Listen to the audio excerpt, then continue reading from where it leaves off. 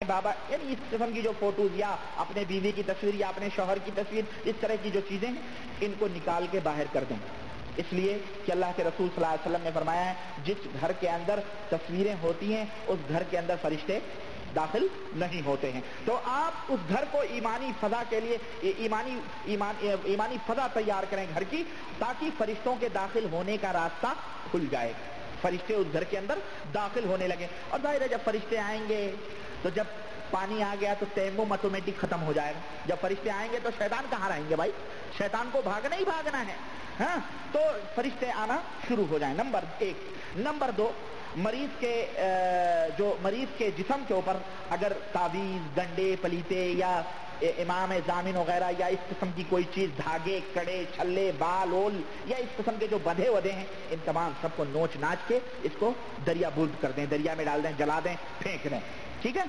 Number تین، اس گھر کو ہر قسم کے گانے بجانے کی چیزوں سے پاک و صاف کر دیں، اس کے اندر گانے بجانے کی چیزیں، مثلا گٹار ہے، ستار ہے، ہارمونیم ہے، یہ ہے وہ ہے، دنیا بھر کی جو چیزیں، ڈھول، تاشے، تبلے، جھانج، یہ تمام سب چیزیں، اس سے گھر کو پاک و صاف کر دیں۔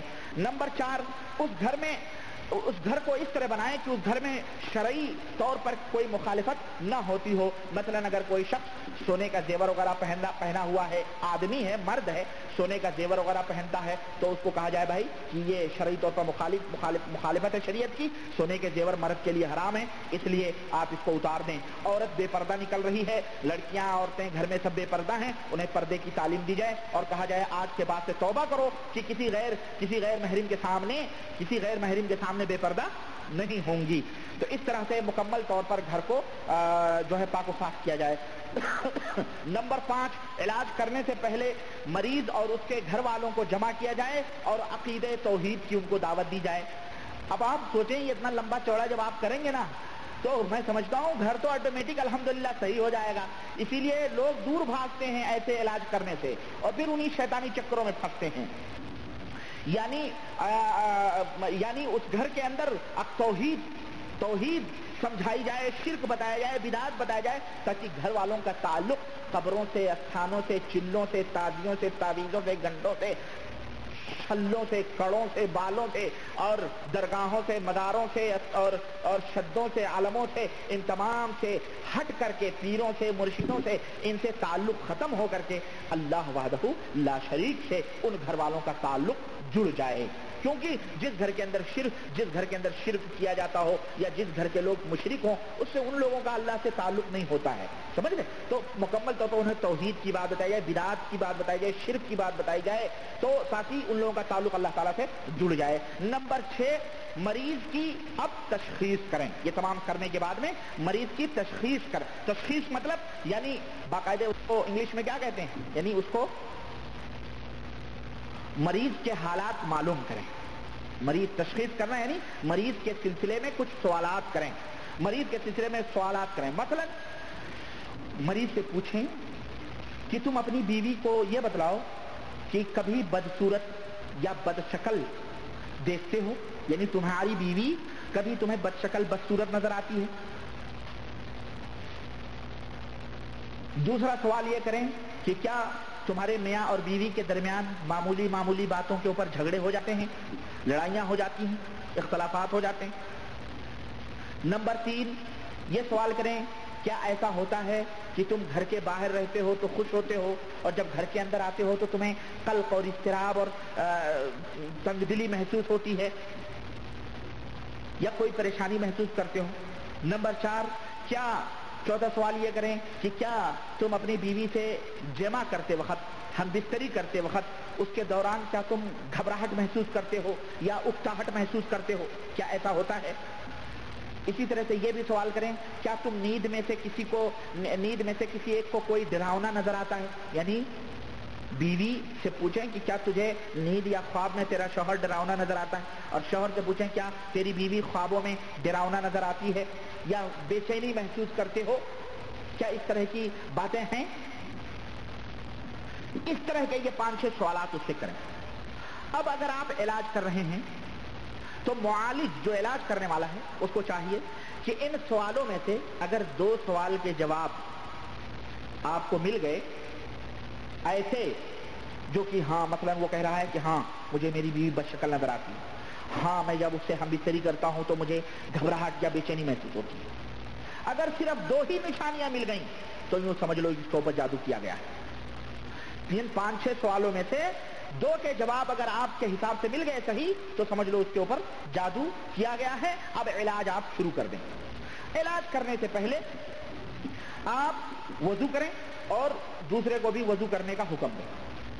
اگر مریض عورت ہے تو پھر اس کا علاج اس وقت تک آپ نہ کریں جب تک وہ صحیح ڈھنگ سے مکمل طور پہ پردہ نہ کر لے اور اپنے جسم پہ نقاب کو, کپڑے کو مکمل طور پر باندھ نہ لے, تاکہ کبھی شیطان آئے اور اس کو غشی یا بے ہوشی آئے تو وہ بے پردگی نہ ہو پائے, ہاتھ پیر پٹکنے لگے تو بے پردگی نہ ہو. اس لیے جسم کو مکمل طور پہ عورت ہے تو محفوظ کر دیں. اگر مریض عورت ہے تو اس کا علاج اس وقت تک نہ کیا جائے جب تک کہ غیر شرعی لباس اگر اس کے جسم پہ ہے اس کو اتار دیا جائے.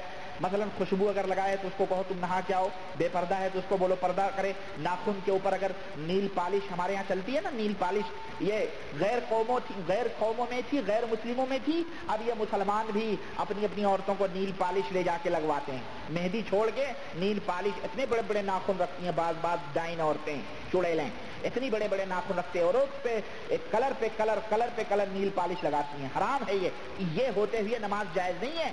اب میں سمجھتا ہوں کہ ایسی عورتیں جن کی یہ حالت ہو, میں سمجھتا ہوں نماز سے تو وہ بے پرواہی ہوتی ہوں گی, ان کو کہاں نماز وغیرہ کا ہوش ہوتا ہوگا. اگر وہ ایسی ہی نمازی ہوتی تو اتنے بڑے بڑے ناخن نہ رکھتی جیسے نوچنے جا رہی ہوں چڑیلیں کسی کو, سمجھ رہے ہیں. تو یہ حرام ہے اسلام کے اندر. یا عورت اگر کافروں کی مشابہت میں ہے تو اس کو کہا جائے بھائی صحیح اور اسلامی طور پر بن جاؤ. غرض عورت کا علاج اس کے محرم کی موجودگی میں کیا جائے. ضروری ہے کہ آپ عورت کا علاج اس کے محرم کے, یعنی اس کا باپ ہو, اس کا بھائی ہو, اس کا شوہر کم از کم آپ کے ساتھ موجود ہو. اکیلے نہیں کہ ہم محترمہ چلی جا رہی ہیں پیر صاحب سے علاج کروانے کے لیے. کہاں جا رہی ہو بیگم؟ جا رہی ہو بابا کے پاس علاج کروانے جادو کے. اب آپ بھیج دیے چلے گئے, اب بابا وہاں کیا کرتا ہے اللہ ہی بہتر جانے.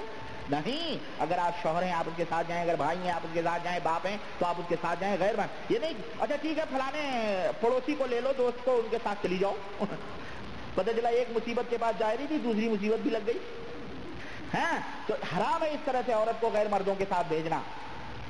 محرم کے ساتھ ہونا چاہیے. یا حضرت کے اوپر, پیر صاحب کے اوپر بڑا بھروسہ ہے, حضرت ہیں بڑے بھاری متقی پرہیزگار ہیں, کی دعوت سنت سے علاج کرنا, کوئی بات نہیں, مسلمان ہے, پاک بات ہے, وہ ہماری عورت کے اوپر غلط نظر نہیں ڈالیں.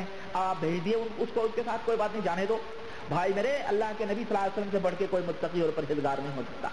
اللہ کے نبی کے جو صحابہ تھے اور اس دور کے جو مرد تھے اور اس دور کی جو عورتیں تھیں, ان سے بڑھ کے متقی اور پرہیزگار کوئی نہیں ہو سکتا. لیکن وہی نبی نے مسجد نبوی سے نماز پڑھتے ہوئے جب نکلے تو دیکھا کہ عورتیں اور مرد دونوں مل جل کے چل رہے ہیں. تو اللہ کے نبی صلی اللہ علیہ وسلم نے کیا فرمایا, استاخرنا, اے عورتوں مردوں سے پیچھے ہٹ کر کے چلو, مردوں سے الگ ہو کر کے چلو. کون لوگ تھے وہ؟ اللہ کے نبی کے زمانے کے لوگ تھے, جو خیر القرون کے لوگ تھے. اللہ کے نبی کے پیچھے نماز پڑھ کے نکلے تھے, وہ نکلی تھی وہ بیویاں, لیکن اللہ کے نبی کو یہ بھی گوارا نہیں ہوا کہ وہ مردوں سے مل جل کر کے چلیں. عورتیں کہتی ہیں یہ حکم سننے کے بعد میں ہم مردوں سے اس قدر الگ ہو گئے اور دیواروں سے چپک کر کے چلنے لگے کہ ہمارے نقاب اور ہمارے کپڑے دیواروں میں جو ہے دیواروں سے پھٹنے لگے. یہ حالت ہو گئی. اور آج کل کے زمانے میں اللہ اللہ, قدم قدم بے فتنے قدم. پھر کہاں سے بھروسہ کیا جائے؟ اور بھروسے کی بات نہیں ہے, بھروسہ ہے. کچھ لوگ یہ کہتے ہیں کہ جی پردہ کروا رہے ہو, کیا ہمارے اوپر بھروسہ نہیں؟ ارے بھائی بھروسہ ہے لیکن شریعت کا حکم ہے, اسلام کا حکم ہے, اللہ کی رضا اور خوشی ہے, اس لیے ہم پردہ کروا رہے ہیں. آپ کے اچھا اس کے اوپر تو جھٹ سے کہہ دیتے ہیں کہ بھروسہ نہیں ہے کیا ہمارے اوپر؟